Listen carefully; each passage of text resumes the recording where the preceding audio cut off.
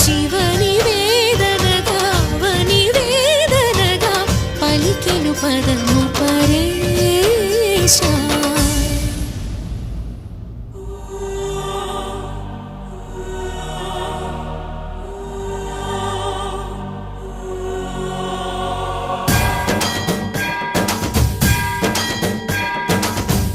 సావర గంగాచిత శిరముల మండిత కర పురహర శుభంకర భవన శంకర స్వరహర దక్షాధ్వరహర కాల విలోచన పాలిత జనగణ కాల కాల విశ్వేశ్వర ఆశుతోష హరనాశ విశాసన జయ గిరీశ బృహదీశ్వర.